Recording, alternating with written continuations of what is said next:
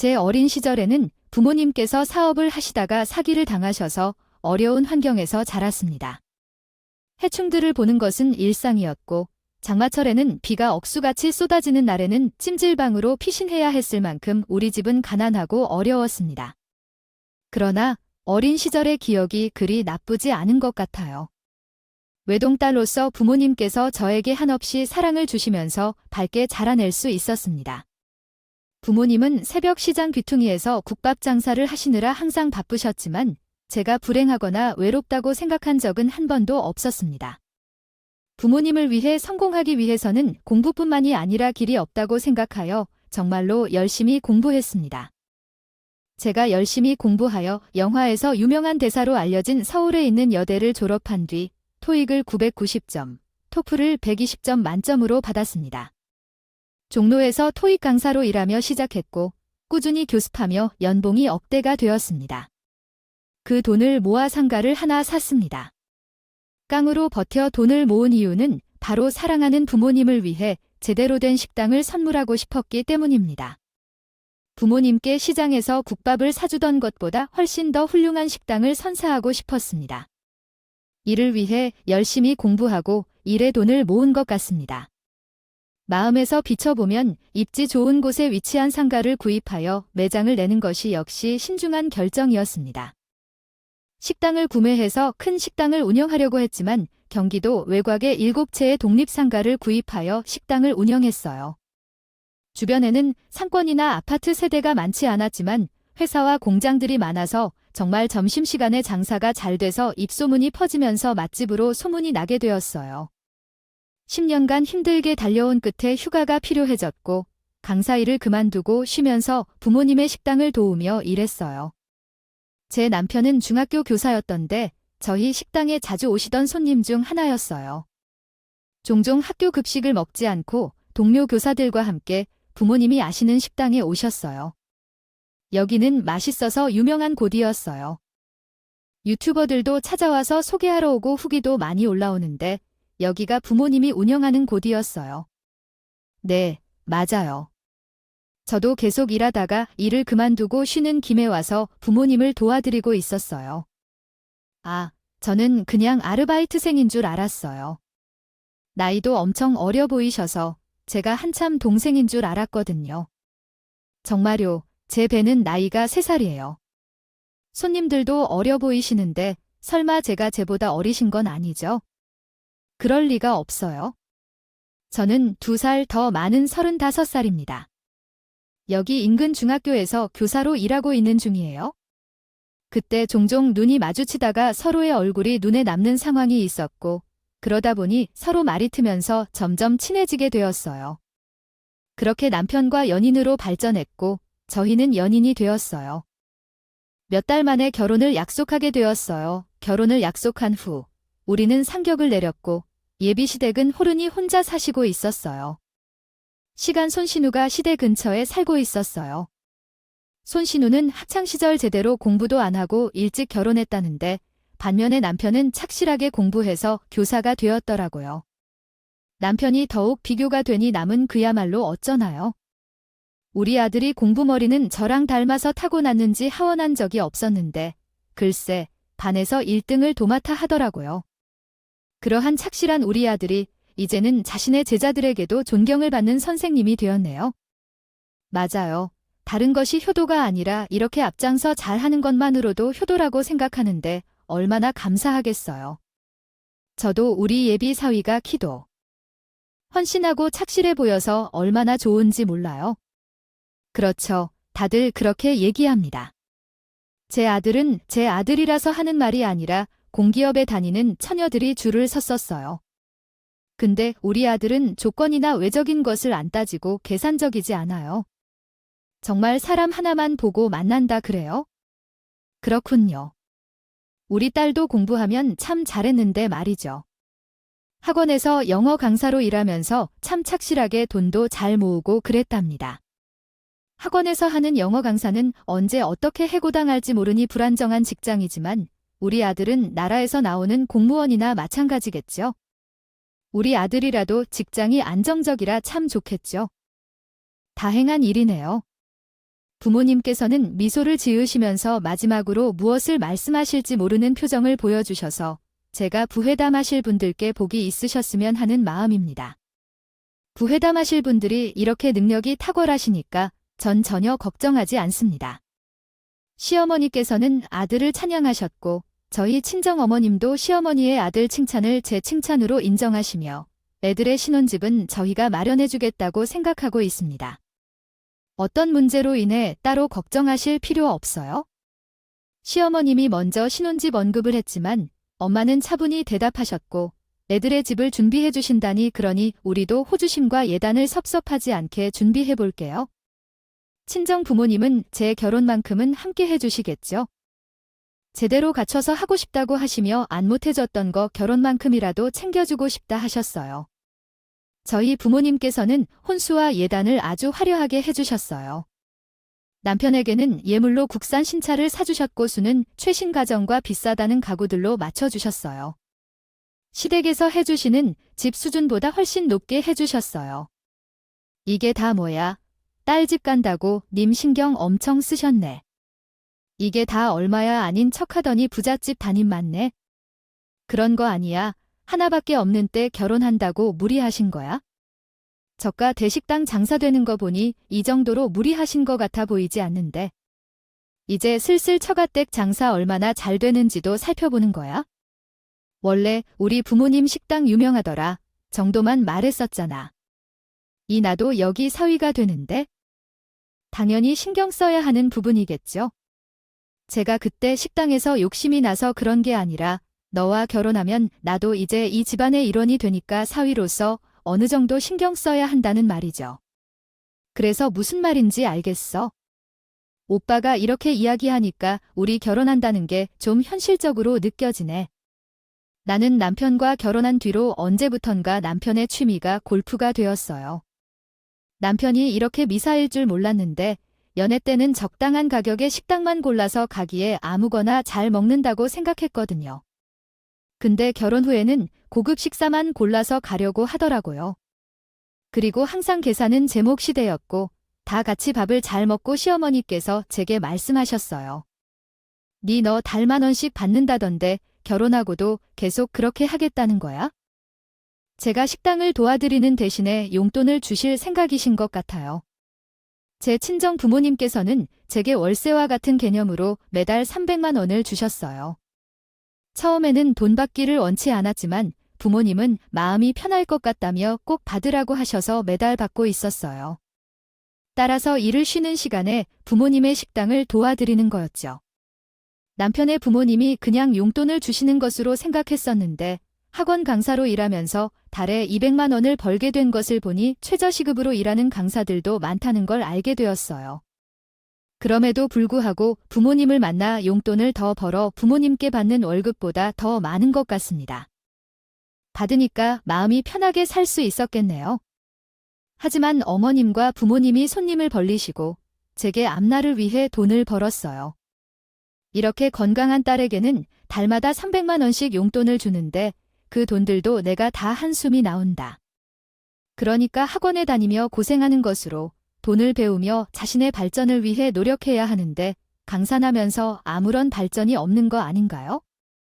어떻게 집에서 돈이 소비되어도 그렇게 자랑만 하면 경제 개념이 없어지고 돈의 가치를 모르게 되는 거야?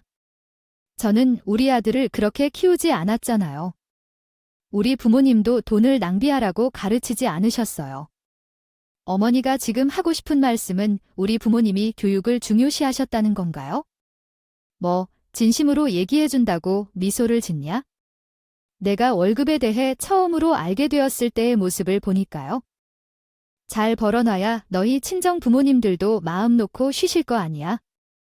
늙어서 손님이다 뭐다 하는 사람들의 눈치를 보면서 살아가는 것도 쉬운 일이 아닐 텐데 진정으로 받는다는 용돈 300만 원이 어디 쓰이는 돈인지 저희 부모님 사정이 잘 돼서요. 직원이 되었는데도 편하게 돈을 버시는 것이라면 괜찮아요. 저 300만 원을 주신다고 해도 큰 부담이 되지 않을 거예요. 그런데 말이죠. 너희 아들에게도 이 시어미대로 행동하는 것처럼 눈치를 살피고 말을 듣는다면 너희 친정에서 돈 몇 푼 주다가 우리 아들에게 함부로 하는 행동은 좋지 않아요. 사돈도 사위를 알아서 웃게 알아야지. 그렇게 알면 나도 가만히 안 두겠어요. 알았어요, 어머님. 그 돈 몇 푼으로 어머님 아들이 골프도 치고 오늘 형님 가족까지 다 모이셔서 40만 원어치를 쓰신다고요. 한우도 먹을 수 있는 거예요? 제 남편은 교사 생활을 9년째 하고 있지만 아직도 실수령이 300만 원에 못 미치잖아요. 우리 부모님에게는 티도 없는 300만 원이지만 그 돈으로 어머님 아들 취미 생활 비싼 외식 등을 모두 할 수 있었다는 걸 알아주셨으면 좋겠어요. 그러니까 말은 부모님에게는 소중한 돈이라는 것만 알아두세요. 이런 뜻이에요. 제 말을 정확히 이해해 주셔서 감사해요. 어머님과 우리 부모님은 사위에게 정말 친절하게 대해주시는 분들이세요.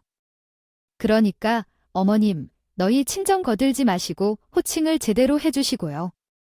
며느리인 저에게도 예의를 갖추어 주셨으면 좋겠어요. 형님, 내 가족들과 남편이 모두 있는 자리였지만 저는 시어머니의 눈을 똑바로 쳐다보며 또박또박 말했어요. 주변에서 시집간 친구들이 말하던 며느리 기 꺾는다는 게 이런 건가 싶더라고요. 제가 생글생글 웃으며 어머님에게 대해 드리니 제가 만만했던 걸까요? 는 며느리가 그렇게 생각하실 수 있지만 제 친정 부모님에 대해 그렇게 말하는 것은 가만히 있기 싫었어요. 제 말에 시어머니는 어이없는 모습을 하고 계셨어요. 옳게 지금 여기 시댁 식구들 다 했는데 꼭 우리 엄마한테 그따구 말해야겠어네. 형님도 시댁이 있어봐서 아시겠지만 형님도 시어머니에게 부모님에 대한 안 좋은 말을 들으면 저 같이 하셨을 거예요. 뭐 원래 며느리 자리가 그래 시어머니가 듣기 싫은 소리 해도 내네. 현재 젊은 사람들은 그런 식으로 행동하고 있는 건가요? 시어머니의 무서운 존재감을 거리내지도 못하고 자기가 할 말은 무조건 다 하는 것 같아요. 야, 너는 지라고 하는 말투도 너무 신뢰스럽지 않나요? 나는 내 마누라에게 교육을 시켜주지 않았는데 형님이 제 남편에게 제 교육을 언급하여 전해주셨는데 그때 남편이 나에게 경멸할 만한 얘기를 했어요. 내가 이 자리에서 너 때문에 누나에게 꾸중을 들어야 돼 라며 부부 사이의 돈 문제까지 언급하면서 나의 월급에 대해 엄마를 무시하면 안 되겠지만 남편이 중재자 역할을 잘 해주기를 바랐는데 그것은 사실 나의 욕심이었어요. 그렇게 하다 보니 그날은 그냥 일어나서 먼저 집에 돌아왔어요. 친정 부모님들 덕분에 돈 걱정 없이 자라왔다고 생각하는 시댁 가족들에게 따지고 나고 싶은 욕심조차 생기지 않습니다. 우리 집은 무시하지 않았어요. 오히려 친정 부모님이 능력 있는 분이라고 생각하는 게 더 나았기 때문이었어요. 그렇게 한동안은 시댁과 연락도 안 하고 남편과 대면하지 않았어요. 명절을 맞이했고 우리 친정은 명절에도 쉬지 않고 계속 식당을 열었어요. 종업원들도 가족을 만나러 가야 하는 사람들에게 선물을 주고 보내드리고 명절에 일하는 사람들에게는 시급을 2배로 주었어요. 명절 때문에 종업원이 절반이 없는 상황에서 손님들이 평소보다 2배로 오셨다고 해요. 저는 명절이라 손님이 많이 올 줄 몰라서요. 휘몰아치는 손님 때문에 부모님도 정신이 없으셨고 결혼 후 처음 맞는 첫 명절이라 시어머니에게 전화를 함께 드렸어요. 남편한테 들었어요. 사돈네 식당이 엄청 바쁘다며 내가 사돈한테 용돈을 받는 입장에서는 당연히 도와줘야 되지 않겠어요. 명절이 끝나고 한번 들려도 되겠어요? 너가 가서 일이나 도와드려도 되겠어요? 정말 제가 안 찾아봐도 괜찮으시겠어요? 아니면 남편만이라도 보낼게요. 그래, 남편만 보내도록 해요.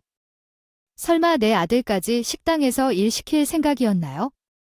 아무튼 사돈댁의 식당을 도와주고 식당 업무가 끝나면 저녁에 넘어오겠죠. 명절에는 당연히 시댁이 와야 한다고 하실 줄 알았던 시어머니께서 먼저 친정일을 도와주라고 말씀하셔서 제가 시어머니를 좀 오해했나 봐요. 생각이 듭니다. 다른 주변 친구들보다 융통성 있는 시어머니이시군요. 들으면서 전에 있었던 일들에 대해 마음이 좀 누그러졌고 첫 명절이라며 며느리가 돼서 진짜 안 가봐도 된다니 남편이 어머님한테 우리 식당이 엄청 바쁘고 정신없다고 미리 말해놨는지 어머님이 전화하자마자 친정 식당 봐주라고 하시더라고요. 명절에 안 오면 서운해 하실 시어머니 많을 텐데 그래도 너는 시어머니 참 잘 만났다. 나중에 수육 챙겨줄 테니까 너 시댁 가서 같이 나눠 먹자. 그렇게 바쁜 식당 업무를 함께 마치고 부모님이 챙겨주신 수육을 가지고 시댁으로 향했어요. 시댁에 도착하니 형님들 가족들이 모두 다 와 있었어요.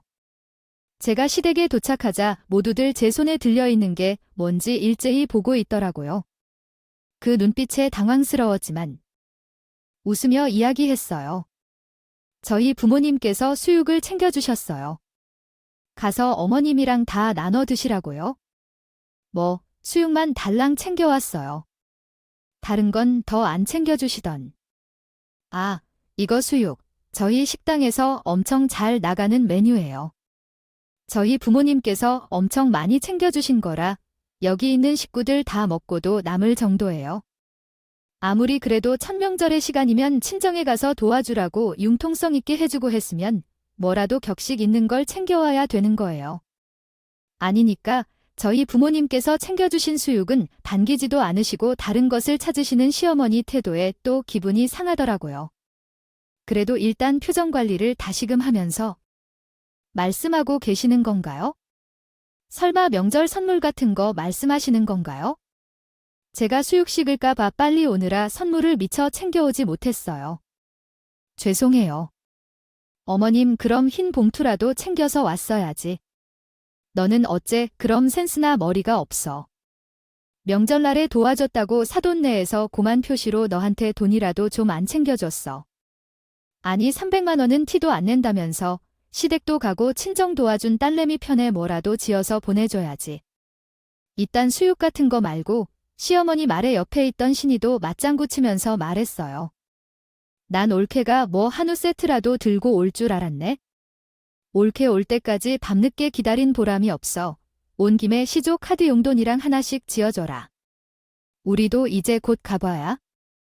세은이 명절 용돈을 대놓고 바라는 시댁 식구들의 태도에 처음에는 당황했어요. 남편은 그 자리에 앉아서 제가 가져온 수육이나 주워 먹으며 눈만 껌뻑거렸다. 생각으로 50만 원을 봉투에 챙겨서 왔었거든요. 그런데 시어머니의 행동에 기분이 안 좋아졌고 정말 주기가 싫더라고요. 그러니까 오는 길에 돈이라도 뽑아오지. 그걸 까먹느냐. 당신은 그럼 당신이 들리던 왜 나가 돈 뽑아야 되는데?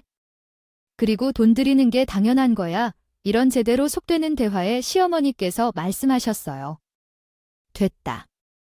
다음부터 명절에 그냥 시댁이 먼저 오도록 해. 이렇게 사정을 다 이해해주니까 시댁에 무서운 것 같다는 생각이 듭니다. 이렇게 융통성 있는 시어머니가 어디에 있다고 장사만 잘 되면 뭐하냐 하나 있는 딸한테 뭐가 중요한지 가르쳐주지 않고 그럼 저도로 그냥 신나게 먼저 오라고 하지 그러셨어요. 저희 부모님도 어머니께 너무 감사하시고 그래서 손님상에 나갈 수육도 미리 놓으셨다는 것이에요. 제가 그것이 팔렸다고 하면서 손님들에게는 내놓지도 않았다고 하시더라고요. 그 놈의 수육이 뭐가 대단하다고 그러는 눈치로 어떤 장사를 하신다는 거야? 됐고, 이제 너는 봐줄 생각 없으니까 그렇게 알아라. 그러한 기분 나쁜 명절을 보내고 남편과 집에서 대판 싸웠어요. 당신은 왜 맨날 그런 상황에서 혼자 가만히 앉아 있어? 당신도 내 편에서 말을 해줬어야지. 왜 나 혼자서 그런 소리들을 듣기만 하고 있냐고 남의 일인 것처럼 보고만 있는 거야? 엄마가 틀린 소리를 한 것도 아닌데 내가 그 상황에서 어떻게 말해야 하는지 우리 엄마가 너에게 서울한테 말했을 거란 생각하지? 솔직히 말하면 내가 우리 엄마에게 며느리로서 무엇을 해야 하는지 뭐가 있는지. 왜 내가 며느리로서 안 했던 걸 질문하니? 그러는 당신은 우리 부모님한테 사위로서 무엇을 해줬는지. 솔직히 지금 당신보다 나는 더 좋은 조건이 있다는 건 알잖아. 내가 나보다 대학을 더 좋게 나간다 하더라도 지금 백수가 아니야? 나보다 한참 조건이 더 딸리지만 내가 친정 부모님이 없고 결혼도 했다면 당신은 더 잘해야 하는 거야? 그 어떤 일도 여태까지 나를 그런 식으로 생각해왔나? 내가 당신보다 조건이 더 딸려서 시댁에 와서 더 잘해야 된다고 내가 알려주는 것을 우리 엄마에게 자꾸 주의하고 있으니까 내가 하는 것은? 말이지. 내가 잘했다면 내가 이런 말을 하는 적도 없었어. 우리 누나조차도 뒤에서 너를 어쩌려는 줄 알아? 부모님 덕분에 삶을 평온히 살아온 것 같아. 그러니 버릇이 없고 사회생활을 모르는 누가 우리 부모님인 줄 알아? 사업이 한 번은 무너질 때도 있었고 나도 어렸을 때에 유복하게 자란 게 아니야. 부자의 딸, 공주처럼 마냥 편하게 자란 것이 아니라 심하게 공부하고 토익 강사로 일해왔어. 우리 부모님도 이제야 식당이 잘 되고 있으니 노력이 열망될 때가 있다고 생각해. 그래서 열심히 일하고 계셔. 근데 이런 상황 속에서도 어머님은 우리 부모님을 늙어서 주춧대 삼도록 욕하지. 그런 상황에서 나는 가만 놔둘 수 없을 거야. 너랑 그런 얘기를 하는 게 무슨 말이냐. 힘들어하니까 그만 얘기하자. 너랑 얘기하면 머리만 아플 뿐이야. 평소에도 싸움을 회피하는 스타일인 남편은 오늘도 어김없이 저와 싸움을 피해 방에 들어가더라고요. 그렇게 남편과 며칠 동안 대면하지 않은 채 지내던 중 갑자기 남편이 제게 말을 걸었어요. 너가 대신해주는 식당 왜 갑자기 수업이야? 요즘 며칠 내내 수업이었는데 혹시 소문이 사실이냐? 뭐가 그 소문이길래 갑자기 와서 사실인지 아닌지 따지는 거냐고 몇 날 동안 말도 안 걸더니 아니 부동산 아줌마도 그렇고 미용실 아줌마도 그렇고 동네 사람들이 갓대 식당 망했다고 최근에는 식당 건물에 부동산 하는 사람들이 들락날락하면서 버거 같다는 말도 있던데. 아, 우리 부모님 가게를 내신. 맞아. 그래서 명절에도 있는 재료를 모두 소진해야 한다고 하셨더니 계속 장사를 하셨고 엄마도 몸이 안 좋다고 하셔서 한동안 식당을 접고 쉬시라고 했어. 왜 갑자기 잘 되는 식당을 우리 부모님 식당이자 어차피 우리의 것인데 누구의 허락을 받아야 할 것 같아? 설마 사위의 허락을 받아야 한다고 생각하나? 그래도 내가 상인을 하기에 충분한 능력이 있는데 왜 그런 중요한 이야기를 나에게 말해주지 않았어? 그날 이후로 내게 말 건 내가 잘못한 것도 아닌데 왜 나는 먼저 내게 말 걸어줘야 하는 거지? 그리고 우리 부모님이 내린 결론을 사위와 상의해야 한다는 게 왜 그렇지?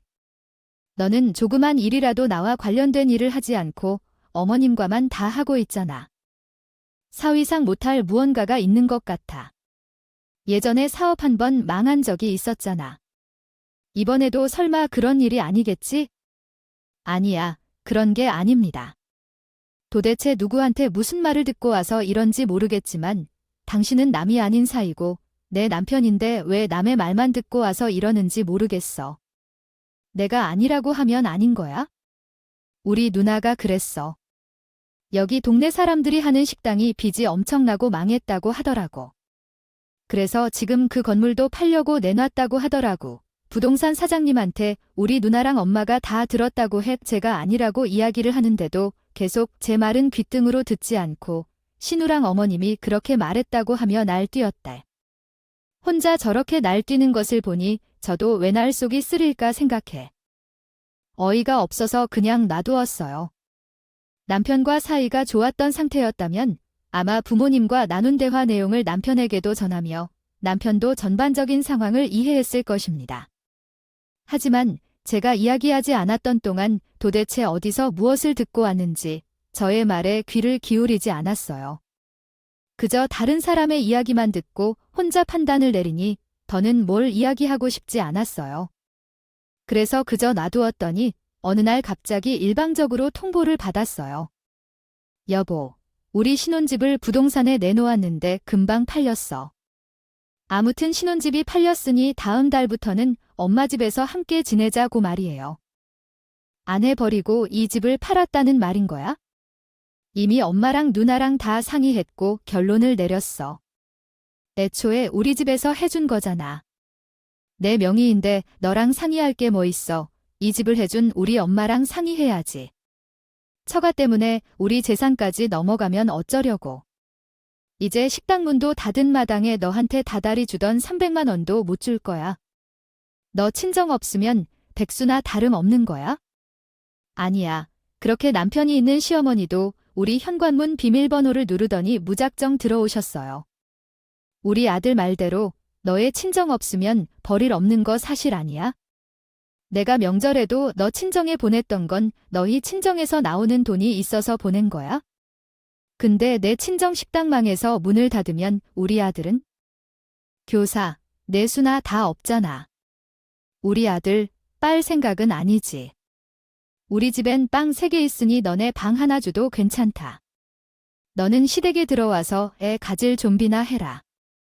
어머님은 우리 친정 부모님 본저 결혼시킨 거예요? 그러다가 저희 친정 식당 문 닫았다는 소식에 지금 이러시는 거고요. 그래서 저한테 한마디 상의도 없이 제 이야기 같은 건 들어보지도 않고 남편한테 집부터 덜컥 팔라고 했나요? 합가를 제가 왜 해요? 이제야 말귀를 좀 알아먹네. 친정이 망하고 나니까 갑자기 사리 분별이 좀 대난 모양이지. 너무나 당연한 이야기 아니니? 우리 아들, 교사야동 놔두고 저랑 결혼을 시켰어요. 우리 아들, 네 좋다지. 니게다가 아들 말로는 너네 친정에 돈도 사줬다 하더라고. 많다고 해서 주문했는데 별 다를 것 없던 집이었네. 부동산 중개사 아줌마랑 미용실 아줌마 이야기를 듣자니 처음부터 폐허가 될 조짐이 보였어. 그 상가도 빚을 지나치게 내고 있었거나 아니면 내 부모님들이 빚밖에 없었던 미련한 시장 사람들일 거야. 시장에서 국밥을 팔던 사람이 갑자기 돈이 있어서 그런 모범적인 상가에서 갑자기 식당을 하는 것 같다고 했대. 동네 사람들이 그렇게 말했어. 저희 부모님께서는 시세에서 그런 말씀을 하셨을 거고 모두 헛소문들이 미련한 시장 사람들의 이야기야. 제게 보이는 건 모든 사정을 알지 못하고 그렇게 말하면 다 말로만 되는지 모르는 것 같아요. 어머니께서 알고 계시는 건 아실 테니 오히려 제 부모님께서 더 현명하실 것 같습니다. 얘야, 다시 말하게 돼서 미안하지만 너가 나한테 이런 말을 하면 그럴싸하고 번듯한 식당이 있다는 얘기를 했는데 그건 완전 사기야. 결혼했고 우리 집을 속이려 했다는 거야? 그런 상황에서도 나를 떠나지 않고 우리 집으로 받아들이겠다는 얘긴데 내가 지금 상황을 제대로 이해하고 있지 못한 것 같아. 다들 뭔가 오해를 한 것 같고 그 오해를 진실인 것처럼 믿고 있는 것 같아. 어차피 내 말을 더 듣고 싶으신 생각도 없으시겠지? 너희 집 식당 망한 게 진실이 뭐가 중요할까? 어쨌든 내 신혼집은 팔렸으니 내가 해온 혼수를 가지고 우리 집으로 오라고. 안 그래도 집에 바꿔야 할 가전들이 많으니? 널렸어. 집에 있는 건 다 버리고 너희 신혼집에 있던 걸로 채우면 되겠구나. 뻔뻔한 시어머니 말에 너무 기가 차고 화나서 죽을 것 같더라고요. 시어머니 앞에서 낭창한 얼굴로는 남편의 태도를 보면서 여긴 정말 답이 없구나 싶은 생각이 들었습니다. 여보, 아직도 나 노려보는 것 같은데 당신이 정말 상황을 파악이 느리구나. 이 동네 소문은 무딘 아줌마들 사이에서 나오는 말인 것 헛소문 절대 아니야. 친정도 망하고 오갈 데 없을 텐데. 발등에 불이 떨어지게 아직 실감만 나지. 우리 엄마 집에서 마저 쫓겨나기 싫으면 토달지 마. 떨어질 불씨가 없는데 어떻게 실감이 나어. 내가 왜 너네 엄마 집에서 쫓겨나. 어차피 너랑 이혼할 건데 뭐. 너는 이 상황에서도 이혼 소리가 나오냐? 이혼을 하자고 말하면 나는 갑자기 내게 잘못한 것을 빌 줄 알았어. 그때 나는 이혼 서류를 작성해서 내게 던지면 넌 파리처럼 두 손을 모으고 빌 거라 생각했다. 믿을 건 없어. 이혼하자고 덤벼도 나는 안 갈 거야. 이것은 당신의 망상이고 난 더 이상 너와 함께 살 수 없다. 당신은 회원집을 팔았다고 했으니 난 내가 해온 혼수를 모두 챙겨갈 거야. 왜 혼수는 내가 가져가? 그리고 난 이혼을 생각하지 않으니 이혼하길 원하면 소송을 걸어라. 남편 옆에 있던 시어머니도 한 잔 더 하며 말했다. 소송 거는 걸 원하면 얼마든지 하세요. 나도 너희 사기꾼 집안이라고 소송을 걸겠어. 친정집이 망하던데 어디서 소송하는 돈을 얻어내야 하나. 내가 잔정했던 이 두 모자의 태도에 대한 깊은 배신감 속에 난 그날 바로 이혼 변호사를 찾아가 이혼소장을 제출했다. 내가 한 모든 노력을 위자료로 청구하고 싶었으며 돌려주기를 거부한다면 소송을 통해라도 받고 싶었다. 정말 말로 표현할 수 없이 분노가 치밀었고 혐오스러웠다. 이혼 소송을 시작하자 변호사를 통해 내 재산 상태를 조사하고 있는 도중에 얼굴이 붉어지고 아무 말도 못하고 날만 쳐다보는 남편의 모습에 참을 수 없어졌다. 내 상황을 설명하자면 처에서 운영하는 식당 건물이 부모님의 것이라고 생각했던 나의 남편은 재산 내역에서 그 건물이 내 이름으로 된 것을 보고 크게 놀랐다. 아니, 어째서 그런 일이 일어났는지 이해할 수 없었다. 건물이 우리 거라고 말을 안 해줬어. 그런 재산이 있었으면서 왜 나를 속인 거야? 내가 언제 너를 속였어? 말만 안 했던 거지? 굳이 난 건물이 있다고 당신에게 말해야 됐던 거야? 말을 안 한 것도 속이는 거나 마찬가지야. 이건 나를 향한 기만이나 마찬가지라고. 어차피 이 건물은 우리 부모님을 위해 내가 샀어. 그니까 당연히 우리 부모님의 것이라고 생각했어. 건물 명의만 내 것이지만 사실상은 부모님께 드린 것과 같은 거야. 넌 무슨 돈으로 부모님 건물을 샀는데? 이제 30 초반인데 영어 강사 월급은 얼마나 준다고 해? 꼴랑 그 돈 받으면서 건물을 살 줄 알지? 거짓말도 정도를 꼬꼬마처럼 생각하는 수준하고는 말을 섞을수록 왜 나가 결혼했는지 모르겠어. 너무 후회가 된다. 나는 잘 나가던 토익 강사였었던 것이라. 못 믿겠다면 인터넷 검색을 해보든지 해. 제발 찾아 보기라도 하길 바란다. 머릿속에 그런 더럽고 재미없는 추측을 그만두고 남편과 시댁 식구들은 그냥 학원에서 영어를 가르치는 영어 강사로만 알고 있었던 것 같아. 학원에서 아이들을 가르치는 영어 강사의 월급이 얼마나 나가는지 툭하면 저를 까내리기 바빴었어. 저도 굳이 제가 얼마나 잘 나갔던 토익 강사였는지 일일이 설명하기는 싫었고 그저 학벌이 남편보다 더 좋고 저희 친정부모님이 시댁보다 더 여유가 있다고 보여서 저를 백수로 온실 속 화초처럼 자라서 아무것도 모르는 사람 취급하며 밑으로 깎아내리기만 급급했던 것이었어. 나를 검색해보고 제가 수강생들 중에서 인기가 높은 강사였던 것을 알게 되었네. 남편이 다시 한번 전화했어요. 우리 누나가 너를 엄청 검색해봤는데 토익 강사로 돈을 많이 벌었겠다고 하더라고. 책도 아직 팔린다며 너도 책을 썼다고 했더라. 그런 능력이 있다는데 왜 진솔하게 말 안 해줬어? 일부러 나에게 말을 안 한 거야? 이제는 토익 강사가 아니니까 말을 안 했던 것뿐이라고. 지금은 그만둬도 괜찮아. 강사 일을 굳이 내가 얼마나 잘 나갔는지 자랑하고 싶지도 않았던 것뿐이고 내가 내 가림 정도는 했다고 누누이 이야기했는데도 부모님 밑에서 편안하게 자란 사람으로 단정짓고 나를 대했던 사람들은 당신과 당신 집안 사람들 알았으니까 이쯤에서 우리 이혼 소송 그만하죠.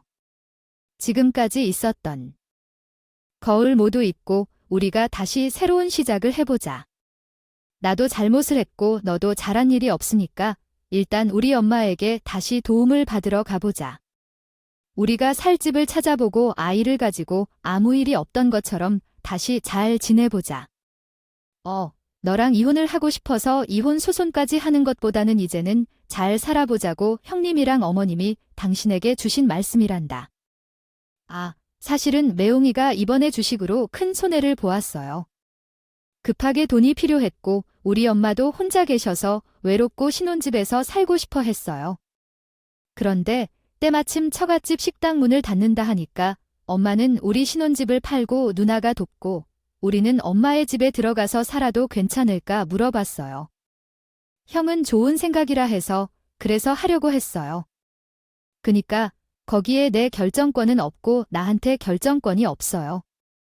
더 정확한 한국어 문법으로 문장을 다시 작성해 보겠습니다. 물어본 적은 없지만 당신이 집안 사이에 상의하여 결정을 내린 후 나에게 통보해 줄 것이라면 제가 그 집의 며느리로 있는 이유가 무엇인지 궁금해지네요. 저는 단지 그 집에서 용돈이나 외식비를 내는 사람일 뿐입니다. 당신이 골프 비용을 부담하는 사람은 아닙니다. 아이 누나가 동네 사람들 사이에 퍼뜨린 소문처럼 처갓집이 망했다며 엄마와 저에게 헛소문을 전한 적이 있었는데 우리 역시 누나의 속임수에 당해버렸었죠. 엄마는 우리에게 신혼집을 제공해 준 것은 아버지의 목숨을 걸고 한 일이었습니다. 제가 결혼한다고 하자마자 엄마는 그것으로 우리를 보초해 주었던 겁니다. 하지만 초가가 무너진 것을 알아가지고 누나는 되살리자고 전화를 해왔습니다. 초가가 망했기 때문에 신혼집을 팔아서 누나가 도와주러 시댁에 들어왔을 때 합가 분위기를 형성하려고 하는데 내가 아무 말을 못하고 꼬랑지를 내릴 것으로 생각한 내가 그린 큰 그림과 누나가 생각한 그림이 달랐어요. 우리 엄마는 처갓집에서 문제가 생긴 줄 알고 누나의 생각을 따르는 것 같았고, 누나가 너를 강하게 밀면 내가 꼬랑지를 내리고 합의대로 행동할 것이라고 하라고 했지만 그건 내 의사가 아니었어요. 어머니 말씀대로 우리가 이혼하는 이유가 진실이 중요한지 우리 부모님의 식당 망친 것이 아니라 다른 곳으로 옮기시는 중이에요. 식당을 리모델링하는 동안 잠시 쉬실 거고 내 건물에 은행이 들어오는 좋은 계획을 망치지 말라고 부탁하는 거예요. 옮기고 있어요. 그냥 누나가 시킨 대로 한 것뿐이에요. 앞으로 누나와 연락 끊고 살 계획이면 그렇게 할 거예요. 누나와 연락을 끊을지 말 것인지는 이제 내가 결정해야 할 문제야. 이제는 내가 신경 쓰지 않을 거야. 더 이상 전화를 받지 않을 테니 전화하지 마세요. 어떤 일이 생기더라도 아직 정신적으로 독립하지 못했으며 모든 결정을 엄마와 누나에게 맡기는 남편을 어떻게 믿고 내 인생을 맡겨야 할까요? 마마보이의 계산적인 남편과 황당한 시어머니의 조합은 정말 황당해요. 남편과 제가 냉전 상태일 때 꺼내 제게 문의가 왔어요. 부모님도 이 사실을 알고 계시고 식당을 다른 곳으로 옮길 돈도 충분히 있으니 은행을 입점시키라는 거죠. 은행이 입점하면 가장 좋은 점은 중간에 다른 곳으로 이전할 일이 거의 없기 때문에 안정적인 임대 수익도 날 것이고, 은행은 재정이 좋기 때문에 재계약 시기마다 임대료를 올려도 크게 저항이 없을 것이다. 게다가 주변 상권을 끌어올리는 역할도 하니 집과 수익 자체도 상승될 것이다. 얼마나 좋은 기회인지 무조건 입점시키고 당장 계약서를 작성하라고 친정아버지는 말씀하셨습니다. 은행이 일정의 대기업이라는 점에서 어디에서나 지점을 내지 않고 상권 분석을 철저히 한 뒤에 지점을 설치한다고 하셨습니다. 은행이 선택한 곳이라면 이미 증명된 바와 같이 상권이 좋은 장소임을 부모님이 나가시니 좋은 기회를 잡기 바란다고 하셨습니다. 부모님도 식당을 옮기는 동안 쉬는 시간을 가져야 할 것이라고 말씀하셔서 문을 닫으셨었고요. 그러나 어머님이 연락하셔서는 부리 며느리가 그동안 잘 견뎌냈다고 말씀하셨습니다. 돌아서서 보니 정말 내가 해석할 수 없는 행동을 했다는 생각이 들었어. 내가 이렇게 힘든 상황에 처한 것은 우리 아들을 위해서라도 내 마음을 돌려주어야 한다고 생각했기 때문이지. 너를 만나서 차라리 무릎이 꿇을 수밖에 없는 상황이라니. 어떻게 하면 내 마음도 풀릴지. 아무것도 할 필요 없어. 나는 내 마음을 되돌리기 위한 의도도 없어. 남편과 장모는 이미 용서를 구하러 다시 돌아왔지만 이미 버스는 떠났고 그 둘의 번호는 모두 차단했어. 아이가 생기기 전에 이혼할 수 있어서 정말 다행이라고 생각해. 신혼집을 판다는 것도 이미 신우에게 주었고 진우가 돈을 다시 돌려줄 생각은 결코 없던 것 같아. 남편은 혼모녀로 살기로 했대. 들었고요. 제가 채운 혼수 비용 대신에 위자료를 받으며 이혼 소송을 마무리했어요.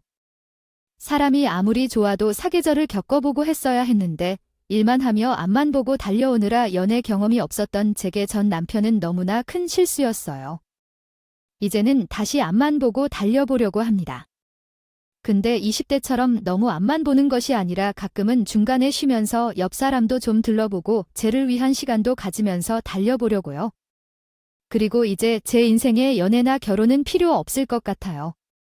몇 달 만에 한 결혼에 너무 호되게 당해서 진절머리가 날 정도거든요. 제 사연을 들어주셔서 감사합니다. 청자 여러분들, 감기 조심하세요. 오늘도 저희 채널에 방문해 주셔서 감사합니다.